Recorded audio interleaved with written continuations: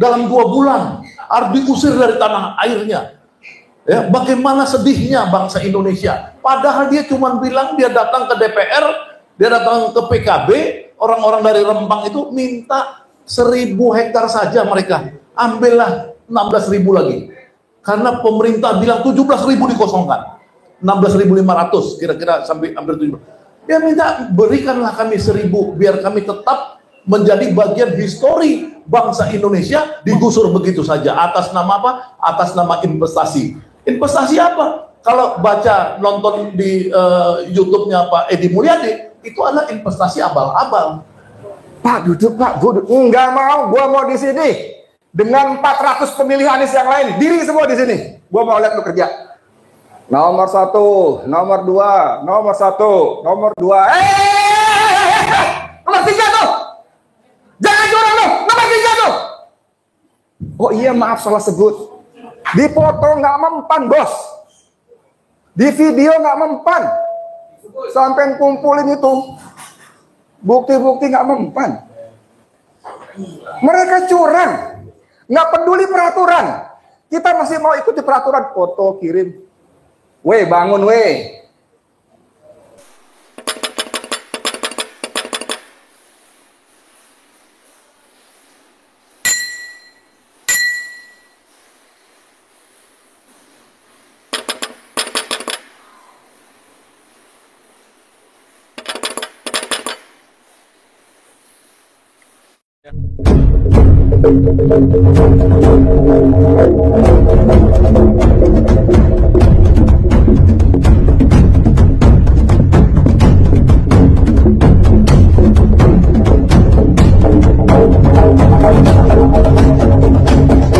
Karena kita sedang bertarung.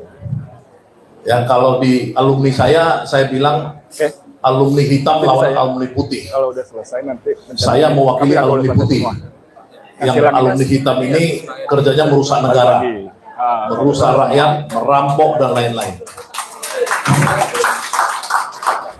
Bapak-bapak, ibu-ibu sekalian, situasi yang ada saat ini adalah situasi kerinduan rakyat, ya, yang dimanipulasi oleh media-media, oleh lembaga-lembaga survei, ya, oleh provokator-provokator berbayar, ya, yang disebut sekarang influencer dan orang-orang yang jadi buzzer-buzzer di dalam medsos untuk menutup-nutupi bahwa di Indonesia ini sebenarnya persoalan kita itu sudah lebih tinggi dari semua gunung yang ada, sudah lebih dalam dari semua laut yang ada. Persoalan bangsa ini, persoalan yang terakhir yang tadi disinggung oleh moderator itu persoalan Rempang, ya, itu yang paling up to date pada saat ini. Soal Rempang itu, ya, soal Rempang itu adalah soal penghinaan terhadap bangsa Melayu. Bangsa-bangsa kita ini sebenarnya, ya, terdiri dari 3 bangsa besar. Satu bangsa Jawa, yang kedua bangsa Sunda, yang ketiga bangsa Melayu. Ya, bangsa Melayu itu di luar Pulau Jawa sampai ke Papua. Ya, orang-orang yang dulu dikembangkan, diislamkan oleh kerajaan Tidore. Mereka mengaku Melayu karena Melayu itu definisinya, ya, di tanah Melayu itu artinya kalau dia Islam dia Melayu. Ya, makanya orang Aceh marah kemarin. Orang Medan marah ketika kasus Pulau Rempang. Orang Palembang marah. Orang Kalimantan Barat marah. Orang NTB marah. Karena orang-orang yang tidak mengidentifikasikan dirinya sebagai Jawa di Indonesia ini, tidak mengidentifikasi dirinya sebagai Sunda, dia mengidentifikasikan dirinya adalah Melayu. Ini kenapa misteri kemarin pada saat Rempang itu terjadi, orang Melayu bergerak semua, ya, datang dari Kalimantan, NTB dan lain-lain. Tentu saja teman-teman di sini, teman-teman di Jogja juga memberikan simpati, ya, memberikan pembelaan kepada orang-orang Melayu di sana. Kenapa? Karena kasus Rempang itu adalah kasus paling sadis, di mana orang yang tanahnya sudah turun-temurun dari abad ke-17-18 atas nama investasi mendadak, bulan Juli Jokowi menyaksikan tanda tangan Menteri si Bahlil itu, Bahlil maksud saya, Bahlil itu sama, ya, dia teken Juli, kemudian orang harus dikosongkan bulan September tanggal 28. Dalam 2 bulan harus diusir dari tanah airnya. Ya, bagaimana sedihnya bangsa Indonesia. Padahal dia cuma bilang dia datang ke DPR, dia datang ke PKB, orang-orang dari Rembang itu minta 1.000 hektar saja mereka. Ambillah 16.000 lagi. Karena pemerintah bilang 17.000 dikosongkan. 16.500 kira-kira sampai hampir 17. Dia minta berikanlah kami 1.000 biar kami tetap menjadi bagian histori bangsa Indonesia, bahwa kami sudah ada di situ mempertahankan wilayah ini dari agresi Singapura, dari agresi Malaysia, dari agresi Australia dan lain-lain. Mereka adalah orang berjuang mempertahankan tanah airnya. Digusur begitu saja atas nama apa? Atas nama investasi. Investasi apa? Kalau baca nonton di YouTube-nya Pak Edi Mulyadi, itu adalah investasi abal-abal. Ya, bohong-bohongan aja, nggak jelas. Ya padahal apa? Padahal itu melanggar undang-undang tata ruang. Karena tata ruang di situ mengatakan bahwa itu adalah untuk lingkungan, untuk para wisata, untuk ekoturism, bukan untuk pabrik kaca yang penuh dengan polusi dan lain-lain. Apalagi mendatangkan 35.000 nanti pekerja Cina. Bagaimana kalau pekerja Cinanya itu semuanya tentara Cina? Kan bahaya, karena di Cina itu tidak seperti kita. Di Cina itu semua orang ada latihan militernya. Jadi bisa aja mereka masuk ke situ. Ini satu yang tadi karena disinggung oleh moderator soal Rembang, saya meraise isu ini. Yang kedua, Bapak-bapak, Ibu-ibu sekalian, apalagi teman-teman dari UGM, ya, saya baru membaca survei UGM, ya, tanggal 5 Oktober dirilis di ugm.go.id, ya, tentang apa? Tentang harapan dari responden 31 universitas di Indonesia. Ya, harapan mereka itu 31 universitas, anak-anak mahasiswanya, harapan mereka hampir 50% mereka itu menginginkan seluruh capres ke depan itu berpikir tentang lapangan kerja. Karena apa? Karena mereka takut habis tamat tidak bisa kerja. Jadi pengangguran di zaman Jokowi ini ya makin banyak dan makin banyak terus. Apalagi kalau pengangguran itu, Bapak-bapak, Ibu-ibu ya meneliti ya, itu di kalangan tukang ojek. Di kalangan tukang ojek ini disebut kerja-kerja, disebut pengangguran. Karena apa? Karena mereka kerja 12 jam, penghasilan mereka rata-rata 100.000, pengeluarannya rata-rata 100.000 per hari. Itu penelitian yang ada dari Departemen Perhubungan dan dari sebuah university di Inggris. Jadi ini kita mengalami banyak degradasi. Kemiskinan di zaman Jokowi itu penurunannya rata-rata 1,04%. Ya, lihat CNBC Research. Ya, pada zaman SBY masih 2,58%. Ya, 5 tahun per 5 tahun. Kalau yang sekarang tentu Jokowi bisa berkelit karena apa? Karena ada COVID. Ya, semua orang sekarang bisa berkelit ada COVID. Ya nggak? Nah, tapi Jokowi itu menciptakan utang sekarang itu sampai utang kita itu sekitar 8.000 triliun. Ya, kalau itu dihitung sampai akhir tahun bisa 10.000 triliun. Kalau menurut Pak Misbakum, anggota DPR RI, dia yakin dengan seluruh utang-utang dari uang-uang foundation, dana pensiun pemerintah di BUMN dan lain sudah mencapai 20.000. Bagaimana cara kita hidup dengan perangkap hutang? Satu yang paling penting, di situ ada unsur ketidakadilan dari Jokowi dan rejim yang ada sekarang. Karena kalau kita berprinsip pada kemandirian dan kita punya APBN nilainya 2.500 sampai 3.000 triliun, maka kita harus yakin bahwa kita itu utang itu kira-kira berapa? Kira-kira 5-10% satu tahun, ya, untuk mendampingi APBN. Supaya apa? Supaya utang itu tidak menggunung sehingga kalau ada presiden baru, ada pemerintahan baru, dia kesulitan untuk mendapatkan utang dalam kondisi emergensi.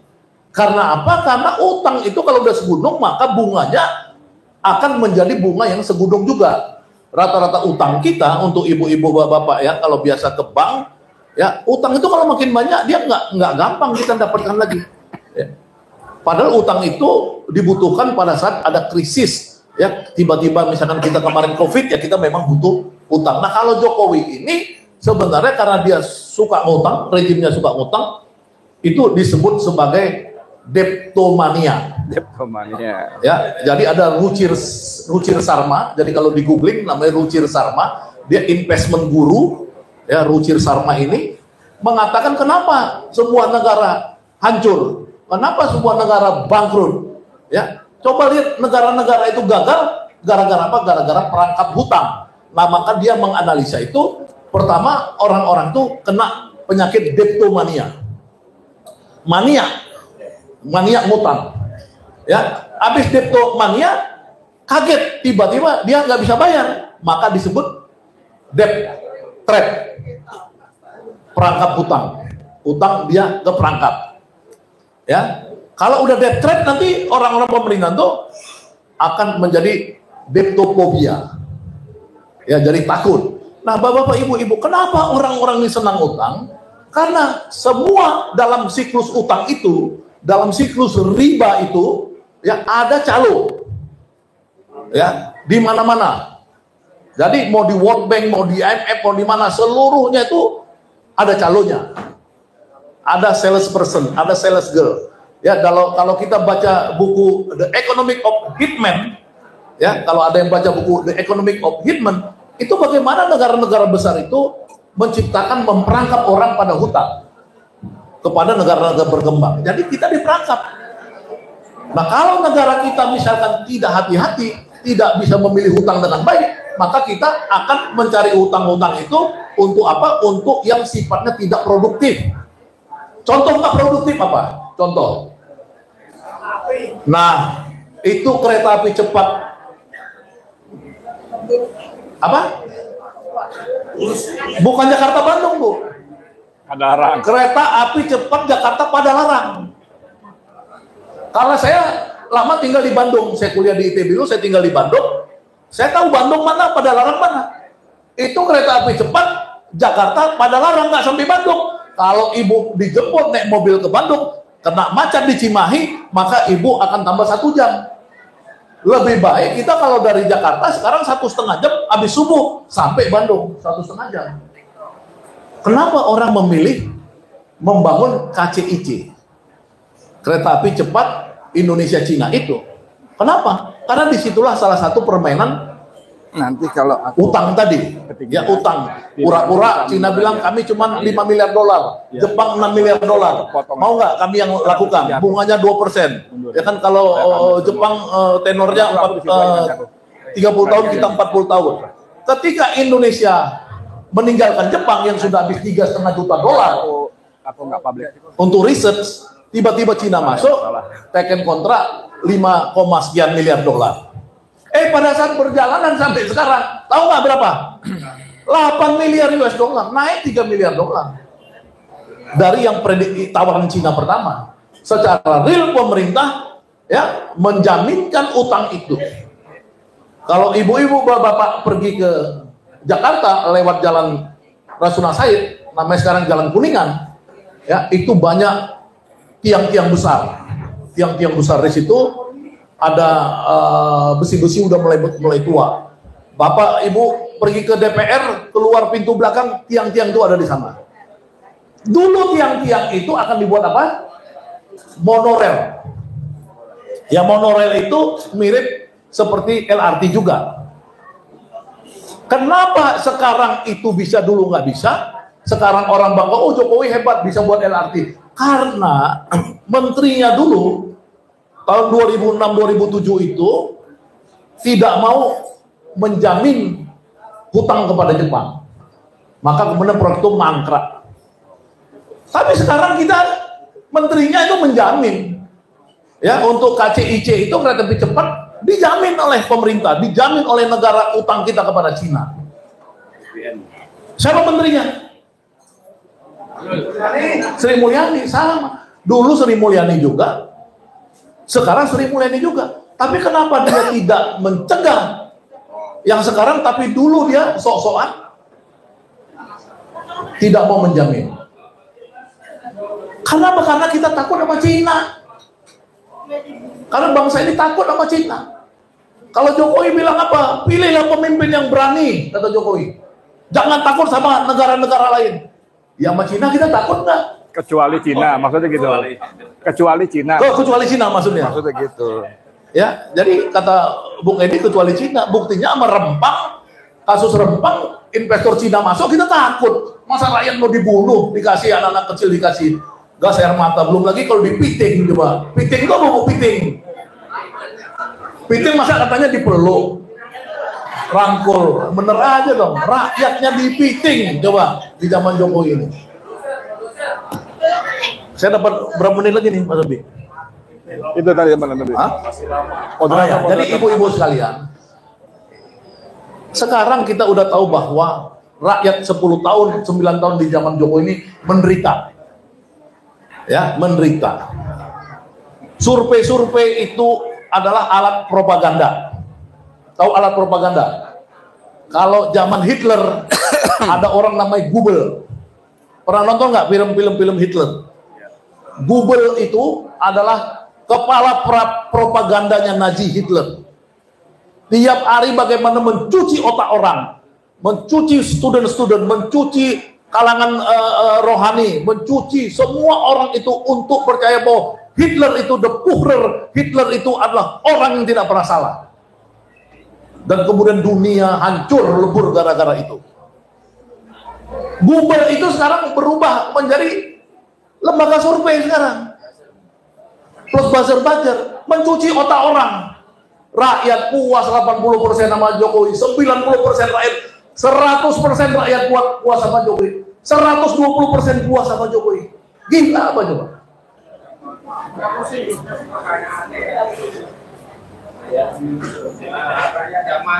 Iya, dan lucunya kadang-kadang debat saya bingung debat sama mereka. Karena debat begini ya, Bapak Ibu. Teman-teman yang UGM ngerti ya. Di Indonesia cuma ada 2 sekolah yang punya jurusan ilmu pengukuran. Ilmu apa? Atau survei pemetaan atau namanya geodesi di UGM dan di ITB. Betul kan, Mas? Betul Mas Abi kan? Saya itu masuk kuliah di ITB langsung jurusannya ilmu pengukuran. Ini kan Saganda udah segini. Memang pengukuran bumi, pengukuran kita tiap hari pengukuran kokor. Survei tiap hari survei. Jadi saya itu dari mulai tingkat 1 saya udah ngerti yang disebut survei makanan saya sehari-hari. Kemudian saya kesempatan karena saya di penjara zaman Orde Baru, dipecat, akhirnya saya masuk ke ilmu sosial. Saya ngambil doktor di FISIP UI. Ambil doktor itu di jurusan Kesos namanya. Ada kesempatan untuk melakukan disertasi saya itu pilihan metodologi kuantitatif atau kualitatif. Saya pilih kuantitatif. Survei lagi saya untuk merancang survei saya butuh 3 tahun merancang surveinya aja tentang kesejahteraan buruh. Jadi saya ini begitu lama belajar tentang survei. Jadi kalau orang-orang survei itu yang nggak pernah belajar survei tiba-tiba paling pintar survei, maka kita harus menduga dia itu sure pay. Pasti dibayar. Sure pay. Artinya apa? Artinya dibayar. Masa ada orang tiap bulan survei? Dan survei itu menurut mereka, pengakuan mereka, harganya per kali survei itu 500 sampai 700 juta. Anies Baswedan pada saat di rumah Profesor Din Samsudin, saya bilang, Pak Anies, if you need me, jika kamu butuh saya untuk survei untuk Pulau Jawa, saya bisa kasih harga 60 juta. Pulau Jawa. Untuk seluruh Indonesia, saya taksir harga 150 ke 200 juta. Karena saya tahu Pak Anies nggak punya uang, dia tidak mungkin membayar survei-survei yang tadi harga 500, 700 itu di luar untung. Jadi 1 miliar. Pak Anies nggak sanggup. Dan saya pikir Pak Anies sampai sekarang juga kerepotan. Karena Pak Anies ini disumbang orang survei-surveinya. Survei ada orang kaya di Tebet, saya tahu. Ya, temannya Pak Edi Mulyadi, dia lakukan survei kemarin di Jawa Timur, bayar sendiri, dia kasih laporannya ke Pak Anies. Kita ini, pemimpin kita orang hebat tapi kere. Ya, nggak apa-apa kere. Kenapa kere? Karena dia nggak mau mencuri. Loh kalau dia 5 tahun di gubernur DKI mencuri, Pak Anies ini, ya dia nggak ada imbang dong orang dia.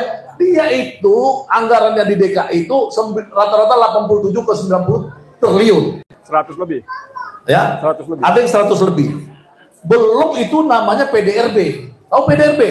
Produk Domestik Regional Bruto. Di Jakarta itu lebih dari 1000 triliun.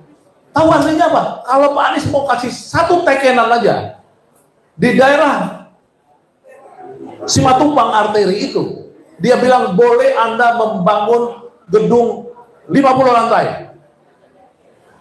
Itu mungkin langsung masuk ke kantong Pak Anies 100 miliar. Itu baru satu teken. Kalau 5 tahun Pak Anies teken di situ mau cari uang Pak Anies itu sudah bisa jadi 10 triliun. Tapi kenapa Pak Anies kere?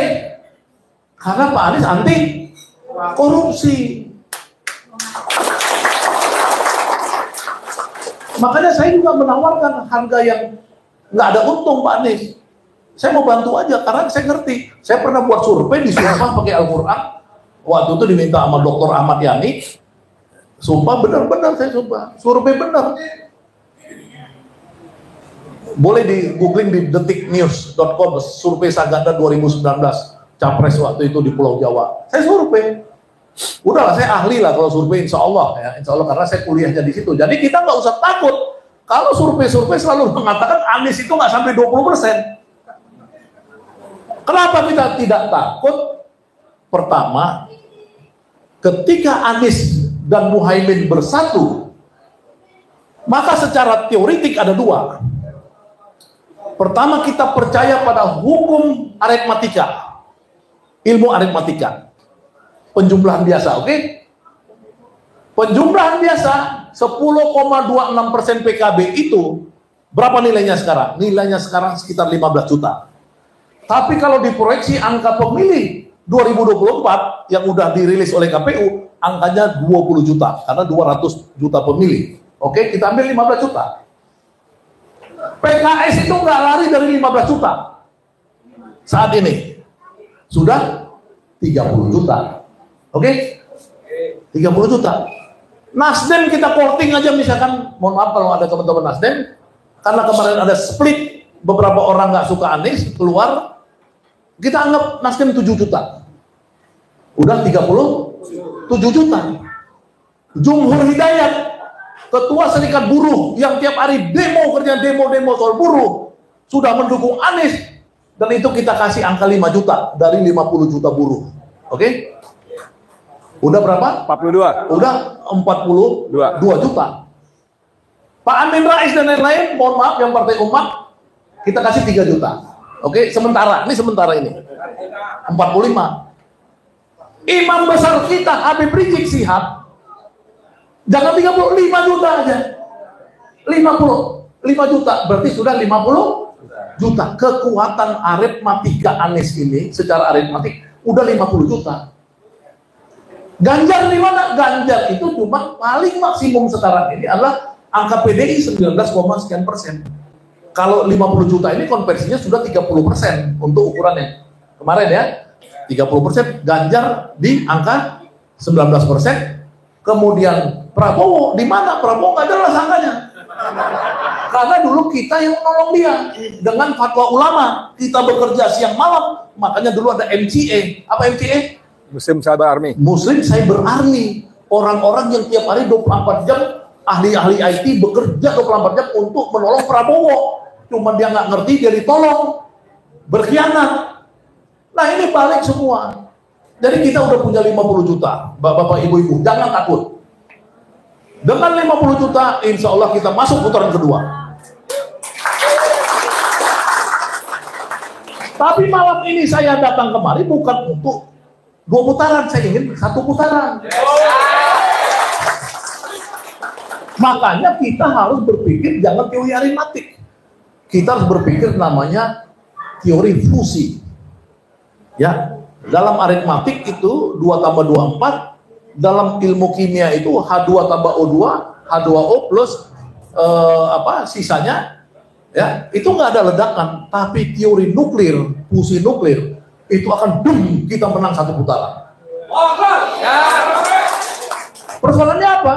Persoalannya itu adalah selama ini dua kekuatan yang sangat energinya tinggi di Indonesia ini dibelah dari zaman Belanda sampai sekarang, yaitu kita Islam, saya sebut Islam ideologis, yang kedua Islam tradisional atau Islam Nusantara. Kalau kita berhasil membuat ini sinergi, ya mudah-mudahan di sini ada orang-orang Nahdliyin ya, yang PKB, oh alhamdulillah. Kalau ini sinergi yang saya lihat hari ini Pak Muhaimin di Malang mengumpulkan 300.000 orang dan pidato di depan itu, dan dia bilang kita masuk perubahan. Awalnya saya ragu perubahan, tapi makin lama saya makin yakin perubahan.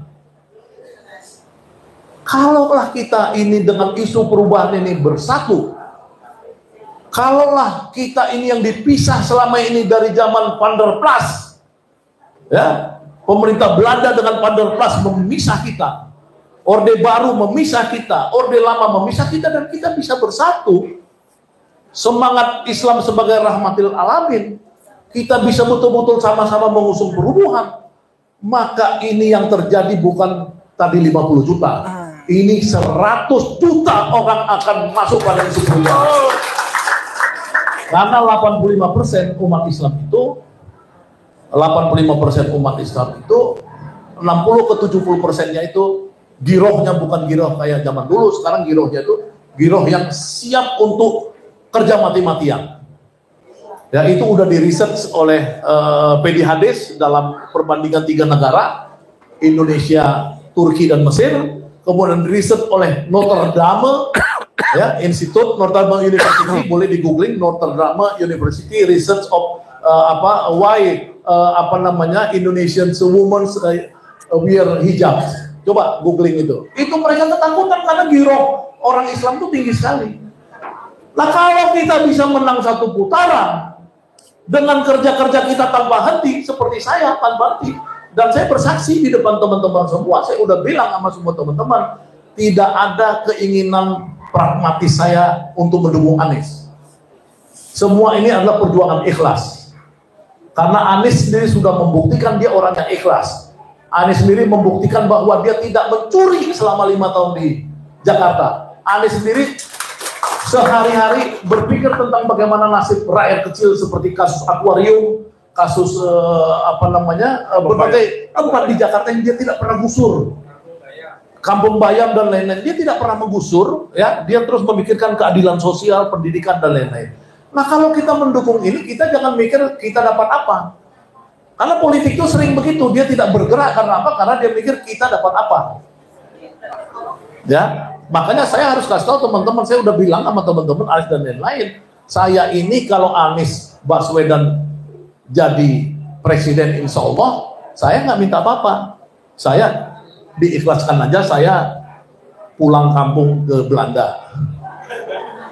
Ya kan, karena saya udah janji sama istri saya mau tinggal di Belanda di masa tua. Ya nggak minta menteri, nggak minta ini. Ngapain? Ya, kita cuma senang Anies presiden, dia urus rakyat, udah selesai. Bila perlu kita buat kontrak politik sama Anies. Pak Anies Baswedan, nomor 1, semua koruptor digantung di Monas, PKN. Ya kan? Yang kedua, Pak Anies tidak boleh mengangkat menteri-menteri yang jejaknya buruk terhadap kasus korupsi dan keadilan rakyat. Kita bisa meminta itu kepada Pak Anies, dan insya Allah Pak Anies setuju karena isunya isu perubahan itu. Jadi bapak-bapak, ibu-ibu sekalian, walaupun tadi saya bicara tentang fusi, tapi kita ini perlu langkah, perlu breakdown, ya, karena bisa kita musuhan sama PKB, ya, sama NU. Kalau saya sebelum kalau misalkan kita tidak punya kemampuan metodologi saling mendekatkan diri, karena tukang kipasnya banyak. Misalkan Menteri Agama Pak Yakut itu tukang kipas, ya kan? Dia bilang ini bid'ah, dia bilang kalau milih pemimpin ini bid'ah. Dengar kan itu 10 hari lalu.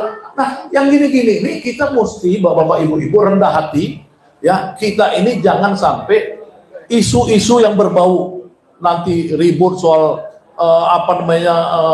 kunut lah, soal yang khilafiyah dan lain-lain itu bisa mempergunjing antara kita dengan kaum Nahdien, ya. Atau kalau di sini ada kaum Nahdien, tolonglah saling merangkul. Ya, ini momentumnya cuma momentum 4 bulan atau 5 bulan.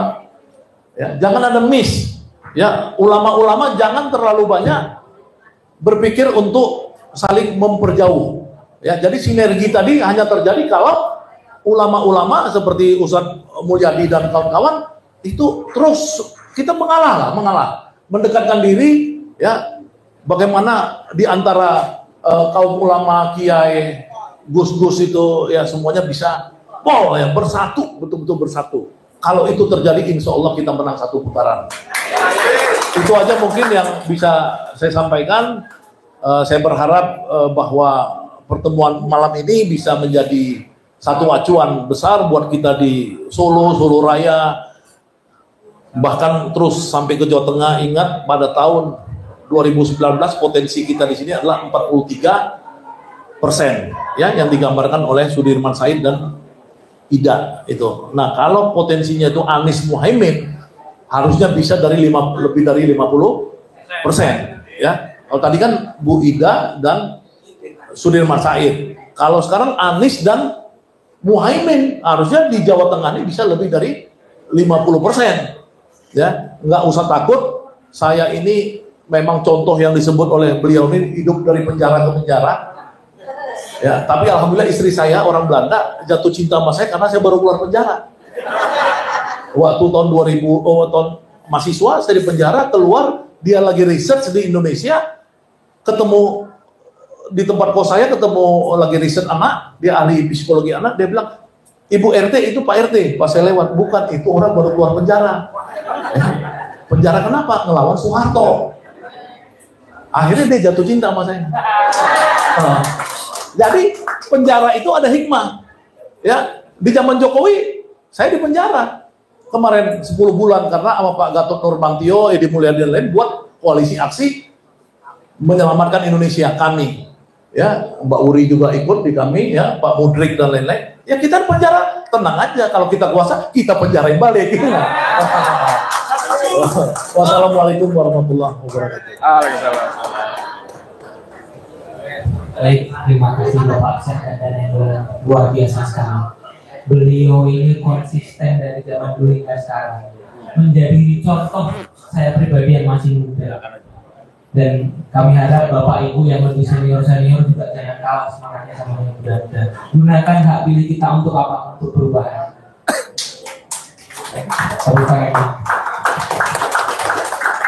Selanjutnya kami persilahkan Bapak Edi Mulyadi mungkin untuk sedikit memantik api semangat dari teman-teman supaya berkobar terus. Bapak Edi Mulyadi, untuk waktu dan tempat kami persilahkan. Siap, isi Bapak. Ya. Cukup ya. Bismillahirrahmanirrahim. Assalamualaikum warahmatullahi wabarakatuh. Mudah-mudahan yang jawab saya masuk surga. Yang nggak jawab salam saya mudah-mudahan jawab salam saya. Assalamualaikum warahmatullahi wabarakatuh. Alhamdulillah ahli surga semua. Amin. Ya rabbal alamin. Alhamdulillah, puji syukur kita panjatkan kehadiran Allah SWT. Salawat dan salam semoga limpahkan kepada Nabi Muhammad sallallahu alaihi wasallam, keluarga, sahabat dan pengikutnya. Juga buat kita semua. Amin. Hidup perubahan. Hidup rakyat. Hidup Jokowi.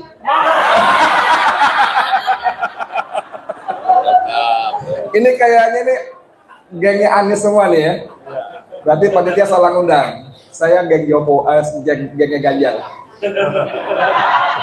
Amit-amit ya Bang Mbak. Oke, tadi Bang Ganda cerita panjang lebar. Memang ini termasuk manusia langka. 4 kali bro masuk penjara, Masya Allah. Saya sekali aja. Tapi kalau kata Lius Sukarisma, jadi begitu saya keluar penjara, nggak lama Ganda dan teman-teman bikin syukuran ya di Blok M. Bude ya.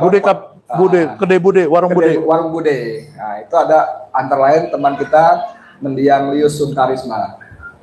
Lius bilang dalam pidato sambutannya, saya di penjara 2 minggu, tapi turun 8 kilo katanya.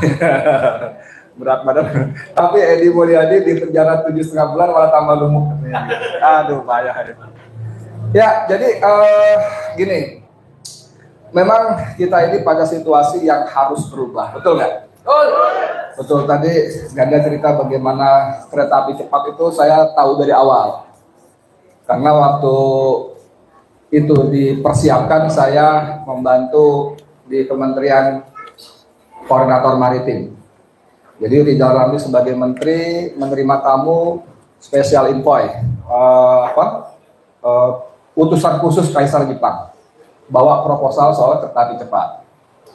Udah terima tamu, kasih ke saya, kamu pegang, pelajari. Wih, gayamu tersuruh pelajari, bos. Beberapa hari kemudian dia terima dubes Cina, bawa proposal juga. Dia ngobrol-ngobrol, kamu pelajari. Saya bilang, bang, saya nggak ngerti bang. Udah kamu pelajari. Ini sini kita ajarin. Nah, diajar nih. Dia bandingin 2 proposal itu.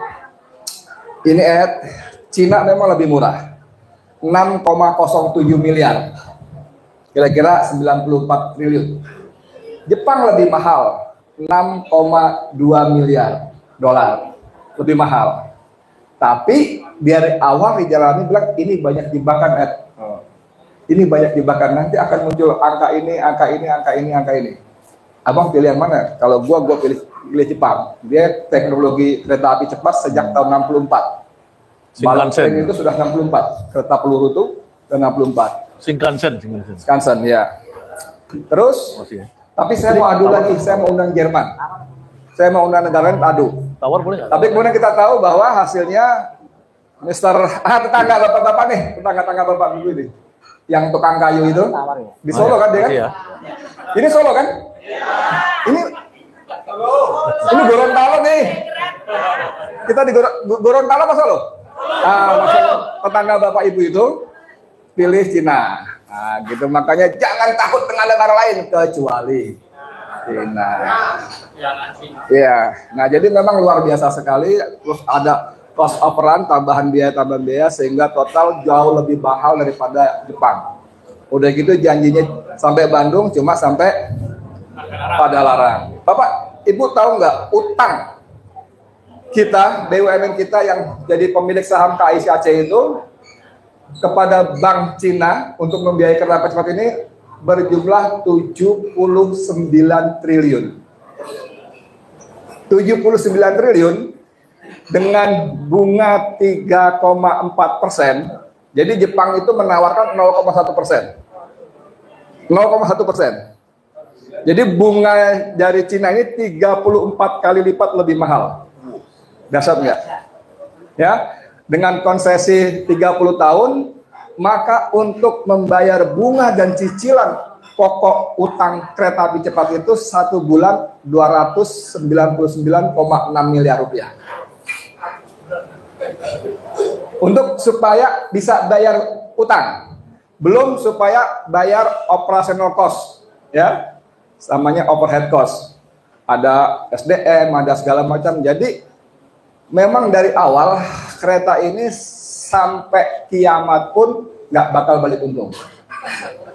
Dan itu yang ngomong bukan sembarangan, karena pada prosesnya pemerintah waktu itu Bappenas mengundang Boston Consulting Group untuk mereview 2 proposal ini.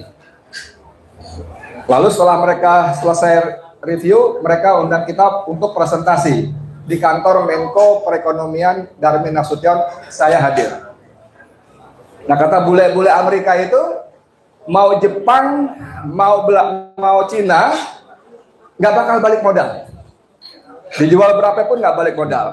Nah, kemarin, bagus ini Pak Bu. Kemarin Joko Widodo ditanya sama wartawan, Pak Presiden, ini katanya kereta api cepat nggak bakal balik modal sampai kiamat. Apa jawabnya? YN? YN TKS. Ya nggak tahu kok tanya saya. Itu urusannya direksi, jangan tanya saya. Tapi kereta cepat ini memang tidak cari untung. Tidak cari untung, yang penting melayani masyarakat dalam bertransportasi. Jadi tidak apa-apa disubsidi. Kalau duitnya sampean ya monggo kerso. Ini kan duit kita. Saya bilang duit kita kenapa? Karena Sri Mulyani tadi, ada yang nyeletuk tadi, Menteri Keuangan terbalik dunia itu. Oh, salah ya? Itu dia belum lama menaikkan peraturan Menteri Keuangan yang intinya menjadikan APBN sebagai jaminan utang kereta api cepat. Iya, staf khususnya si Justinus Prastowo mengatakan tidak benar kalau yang bayar BUMN, yang bayar APBN tetap yang bayar BUMN. Iya, memang. Lah kalau BUMN nggak bisa bayar, siapa yang bayar? APBN. Siapa? Kita. Kita yang bayar. Jadi uangnya aturan untuk biaya-biaya sosial, BBM, BPJS, apa nanti akan dipangkas lagi untuk bayar kereta api cepat. Jadi ini ugal-ugalan betul. Ini sebetulnya melanggar undang-undang dan sudah menjadi tugas DPR untuk mencegah. Tapi kita tahu DPR adalah bebek. Wek gitu kan. Kalau si ngangonnya tinggal kasih kayu yang ada plastik di depan ini, wek sama semua. Wek sama semua. DPR gitu. Sama semua begitu. Nah, sedikit ngomong soal APBN. Bapak Ibu tahu nggak, di dalam APBN kita 2023 ini berapa anggaran untuk membayar utang? Tadi Saganda bilang kita punya utang hampir 8.000 triliun dengan bunga yang sangat tinggi dibandingkan bunga-bunga negara lain. Kita utang untuk bayar bunga utangnya saja. Bunga utangnya saja 1 tahun itu 470 triliun. Bunganya saja 470 triliun. Dan untuk bayar bunga itu, bunga utang itu pemerintah ngutang juga. Ditambah untuk bayar cicilan pokoknya 600 triliun. Jadi 1.170 triliun hanya untuk bayar bunga utang. Dan itu Sri Mulyani harus bayar itu. Dia nggak mau ganggu-ganggu. Untuk itu dia peres tuh yang namanya subsidi pupuk. Pupuk itu 17 jenis subsidi, dipotong-potong-potong tinggal 2. Udah gitu barangnya nggak ada, langka, susah nyarinya. Lalu gas melon mau hilang, ganti gas 3 kg yang bright, warnanya pink, merah muda. Harganya harga normal, harga mahal. Pertalite diam-diam jebrek naik, gubrak tanpa pemantau apa-apa. Pertamax. Tapi kan Pertalite masih ada, boleh OTW. Carilah kamu sendiri Pertalite di mana-mana. Habis Pak. Belum datang Pak, kiriman belum datang. Ini cara pemerintah untuk memeras uang rakyat diambil untuk bayar utang. Dan tadi seperti Laganda bilang, utang ini ada apa? Maklarnya. Dan itu resmi, seperti dia bilang tadi, IMF, Bank Dunia, OECD itu memberikan fee untuk si arranger maklar tadi 0,5%, setengah persen sekali di depan, dan tiap bulan, tiap tahun dapat 1/4%. Gede nggak? Kecil, 1/4% setahun kecil dong. Kecil apa gede? Kecil, tapi dari 8.000 triliun, bos. 8.000 triliun. Biar gampang itu. Tadi kalau versi APBN kita tuh sekitar 7.736 triliun. Versinya saya Didu sekitar 15 triliun. 14 sampai 15 triliun. Versinya Misbahun sampai 20.000 triliun. Katakanlah 8.000 triliun aja deh. Setengah persen itu berarti berapa kira-kira? Setengah 4 berarti 40 triliun. Bos, 40 triliun. 40 triliun loh, kebayang nggak punya uang 40 triliun? Dinikmati oleh para Itu cuma kurang ajar itu, bajingan-bajingan tolol itu. Pengkhianat. 40 triliun, Pak. Bapak mau 1 bulan nikah 4 kali lagi, 5 kali, 10 kali lagi dengan 40 triliun gampang. Yang penting istrinya nggak tahu, itu aja. Yang penting itu, kecuali sagada sangat setia sama istri. Setiap lingkungan ada. Setiap lingkungan ada. sorry bos. Oke, ini cerita sedih kita semua. Saya tidak ingin tenggelam di dalam kesedihan. Saya ingin kita bicara tentang perubahan. Dan untuk itu harus kita menangkan, betul nggak? Setuju? Ini kan Bapak Ibu semua yakin nggak Anies menang? Yakin nggak Anies jadi presiden? Serius? Sungguh? Tak kandani. Kalau Bapak Ibu yakin Anies menang, yakin Anies jadi presiden, gerombolan sebelah sana tidak yakin. Siapa gerombolan sebelah sana? Tahu, Rezim. Kalau Bapak Ibu yakin Anies menang jadi presiden, istana dan gerombolannya tidak yakin. Tapi mereka sangat yakin sekali. Menurut mereka ini kalau Pilpres jadi, mereka sangat yakin sekali Anies menang. Mana lebih tinggi levelnya? Mana lebih tinggi levelnya, Bapak apa mereka? Mereka. Tapi justru karena sangat yakin sekali, mereka harus usahakan Anies kalah.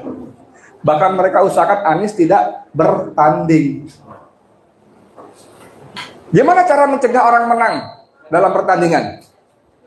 Dicurangin. Itu berikutnya. Cara pertama, jangan dia bikin bertanding. Edi Mulyadi, aduh maaf sakit perut. Saya mules. Saya tunggu 5 menit ya. Edi Mulyadi siap di lintasan. Aduh sudah sakit perut.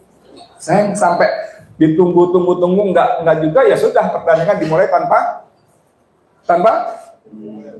Edi Mulyadi. Emang saya sakit perut beneran? Emang saya gara-gara makan soto di sini? Bukan, sebelum dari sini saya ngopi di sana. Waktu ngopi di sana saya dikasih broklak. Tahu broklak? Tahu broklak nggak?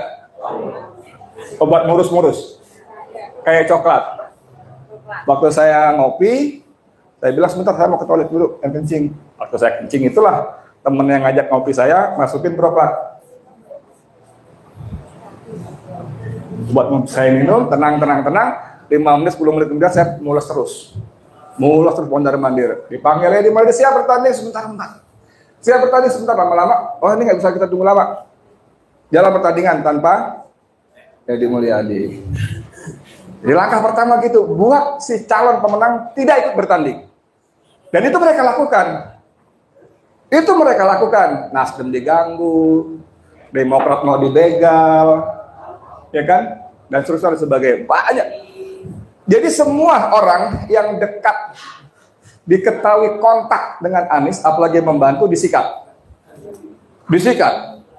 Yang udah pasti si Dewa Surya Paloh, ya kan? Bisnisnya disikat, iklan medianya dihentikan. Dia lagi bangun Nusantara Tower, bank dihentikan. Dia belasan tahun, puluhan tahun memasok catering di Freeport dan Newmont, di stop. Freeport itu menganggarkan makan sehari untuk karyawannya $150, Bu. Kira-kira berapa itu? 1 juta. $150, Bos. Kalau kali 100.000 aja, 10.000 ya 1,5 juta itu. Gampangnya 1,5 juta deh kita korting. Kali 30.000 karyawan, kali setiap hari. Berapa miliar tuh? Berapa ratus juta dolar tuh? Di stop. 2 bulan lalu teman kita, senior kita Tamsil Lindrum bilang baru Nasdem Bewak kirim 20 kontainer rempah-rempah ke Kuwait. Telepon Jakarta suruh balikin lagi. Sampai seperti itunya. Teman saya, temannya Saganda juga, Dr. Ahmad Yani, Ketua Umum Masyumi, dia cerita, dia transit di bandara, Pesawatnya nunggu rombongan Komisi 3 DPR, lalu duduk dengan seorang menteri yang sekarang. Seorang menteri bilang, "Bang, kita benar-benar tiara, Bang." Bahwa Ahmad Yani.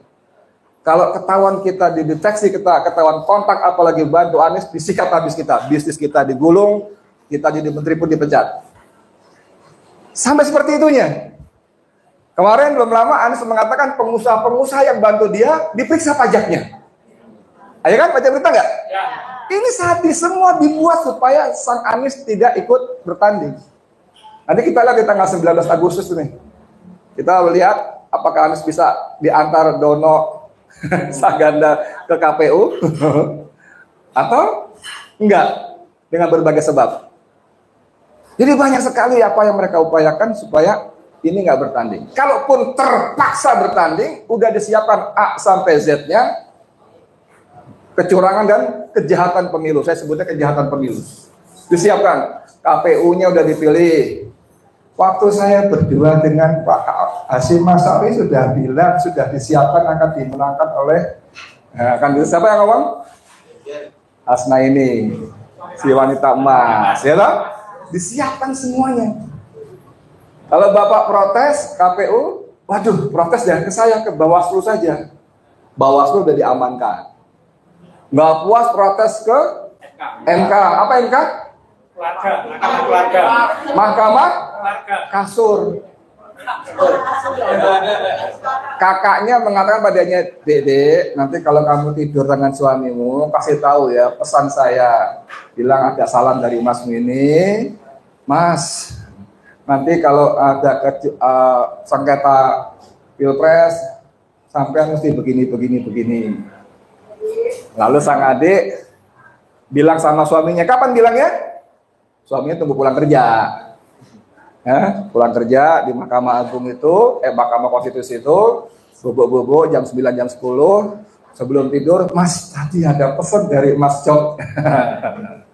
Oh, katanya, nanti kalau ada sengketa pemilu, panjenengan diminta gini gitu. Ngomongnya di kasur, menjelang tidur, makanya Mahkamah kasur.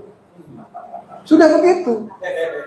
Disiapkan dari A sampai Z. Jadi, yang saya mau bilang adalah buat teman-teman di sini, kalau teman-teman semua, Bapak Ibu Saudara semua menjadi pendukung Anies, itu tidak cukup hanya dengan euforia. Yakin Anies menang, tadi beliau sekian juta, 10 juta, sekian juta, jebret, jeger satu putaran. Bagus. Alhamdulillah. Tapi udah saya bilang, mereka sangat yakin sekali. Karena mereka lakukan semua cara, termasuk mencegah Anies maju, mencurangi, dan seterusnya dan sebagainya. Dan untuk itu mereka nggak peduli bunuh orang. Mereka nggak peduli bunuh orang. 849 petugas KPPS yang mati, emang kenapa? Kenapa mati? Kelelahan, kata KPU. Sejak kapan KPU menjadi dokter forensik? Kelelahan. Tukang becak itu jauh lebih lelah, nggak mati tuh. Tukang kuli panggul di pasar itu jauh lebih lelah, nggak mati tuh. Jadi kenapa mereka mati dan kompak bareng-bareng? Di Banyuwangi ada berita, bongo dicari, Banyuwangi 3 ekor kambing mati misterius diotopsi. Diperiksa. Bangkai kambing itu diperiksa, kenapa dia mati? 3 ekor kambing. 2019 849 manusia mati kompak misterius tidak diotopsi. Menteri Keuangan sampai perlu bikin surat dilarang otopsi. Buka beritanya, ada, bukan informasi intelijen, ini informasi publik, di berita ada, googling. Ada dokter yang mau otopsi dikriminalisasi. Dahsyat, bos. Komunis itu nggak peduli bunuh orang, walaupun rakyatnya sendiri. Baca sejarah. Dalam 70 tahun komunis berkuasa, itu berapa ratus juta dibunuh orang. Di Kamboja, Pol Pot, Killing Field, ada filmnya, 3 juta rakyat dibantai. Rakyatnya sendiri, komunis nggak peduli. Nggak peduli. Salim Said, profesor dari Universitas Pertahanan, 6-7 tahun yang lalu mengatakan, komunis secara ideologi di Indonesia sudah tidak ada. Tidak ada. Tapi mereka punya dendam sejarah. Dan mereka membalas dendam dengan cara menggunakan tangan-tangan kekuasaan. 6-7 tahun yang lalu. Hari ini Alfian Tanjung bilang di DPR ada 200 komunis. Di lembaga kementerian dan negara, kementerian dan lembaga negara berapa? Di level dirjen berapa? Dirjen kebudayaan si Hilman Farid komunis. Banyak, bos. Jadi kalau Salim Said mengatakan mereka membalas dendam lewat pinjam tangan-tangan kekuasaan, sekarang mereka sudah berkuasa. Nggak perlu pinjam lagi, gue sendiri bisa. Ada 6 laskar dibantai. Saya ambil liputan, dipanggil polisi, diperiksa 2 hari. Kan begitu. Ada RUU haluan ideologi Pancasila, masih ingat? Saya korlapnya, aksi besar depan DPR. Bakar bendera PKI. Di sebelahnya bakar bendera yang itu. Yang itu tuh. Yang itu. Yang itu tuh. Saya diperiksa sama polisi. Begitu. Nah sekarang, sekarang kita mau ngapain? Apakah meratap-ratap? Apakah yakin jeger-jeger pasti menang? Terus ngapain? Ya terus ngapain?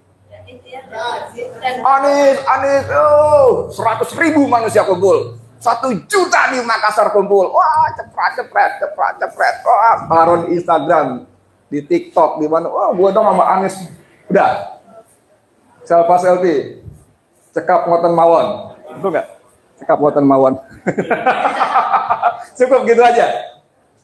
No, nggak bisa. Nih, tadi beliau bilang 50 juta kita nih, hitung-hitungan aritmetika. Mereka punya 52 juta DCS nggak jelas. Ayo, sak solo-solonya nih, jangan cuma di sini, sak solo-solonya, nih kita kumpul 200 orang nih.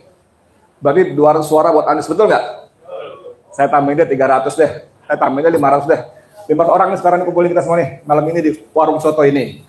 Berarti ada 500 suara untuk Anies, betul? Tambah istrinya, tambah suaminya, tambah anaknya kali 4, 2.000 suara, betul? Kurang saya tambahin lagi kucingnya, ayamnya semua pilih Anies di rumah. Yang 10.000, oke? Tenang aja, mereka gua punya 52 juta suara. Sak solo-solonya, sak jateng-jatengnya, gua punya 52 juta. Gitu loh, maksud saya begitu. Maksud saya begitu. 1 tambah 2 tambah 3 berapa? 1 tambah 2 tambah 3 berapa? 6. Kata kita yang waras. Kata KPU 1 tambah 2 tambah 3 sama dengan 123. Woi salah tuh. Oh iya maaf salah input. Jadi 2.300. Woi salah tuh. Maaf salah input. Kita 2019 kumpulin semua data-data bukti-bukti kecurangan. Di videoin, difotoin segala macam. Si Anas, Hairul Anas anak muda ponakannya malaikat pun kalau masuk dalam sistem Indonesia akan berubah jadi iblis. Nah, dia punya ponakan namanya Hairul Anas, presentasi. Jadi Bapak Ibu, kita ini sudah punya sistem IT yang bisa memantau setiap TPS menit per menit. TPS nomor 314 Kelurahan Bojong Koneng misalnya. Jam 15.03 jumlahnya sekian. Jam 15:05 sekian. Jam 16.07 sekian. Jadi kita bisa pantau semua kecurangan dan kita bisa rekam semua. Oke, keren nggak? Waktu sengketa itu semua dibawa ke MK. Hasilnya? Nggak peduli mereka. Maksud saya begitu loh. Jadi kalau kita puas dengan, Anies hebat, foto. No, nggak cukup. Nggak bisa, harus kerja serius dan berani, militan. Ini ada TPS 217. Ini apa sih tempatnya namanya? Ini apa sih?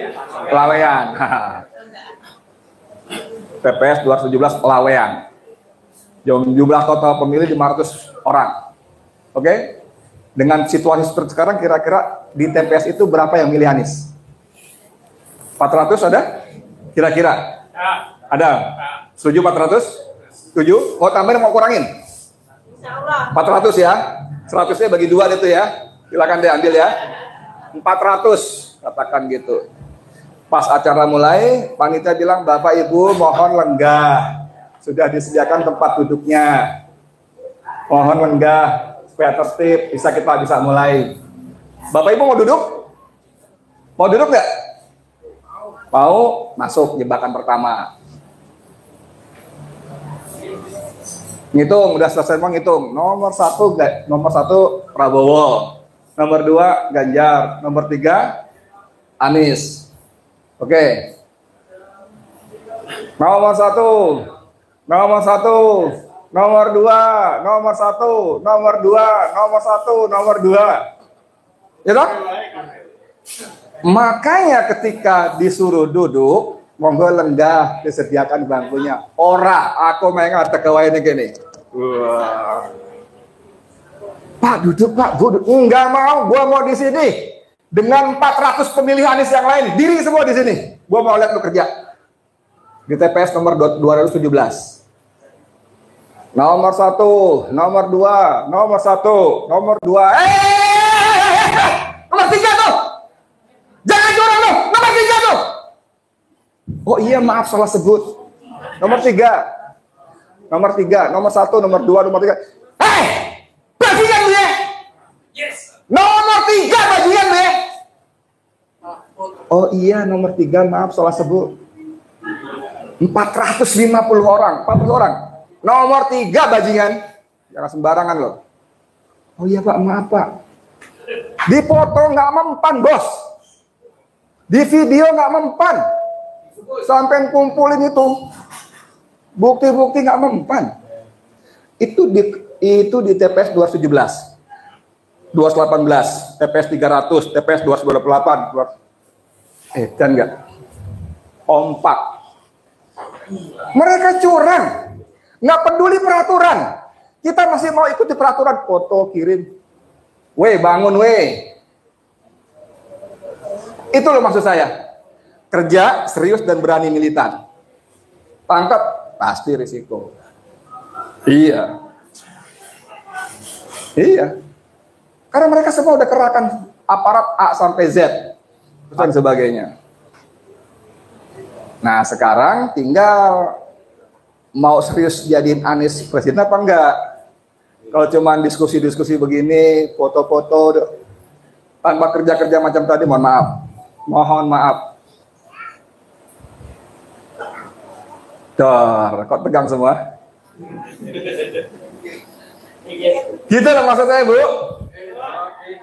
Ini kan ada beberapa teman yang rajin demo-demo nih, barangkali ya ke Jakarta. Saya ini sama Ganan ini kan, waduh apalagi saya deh tuh udah bolak-balik dari korup ini itu segala macam.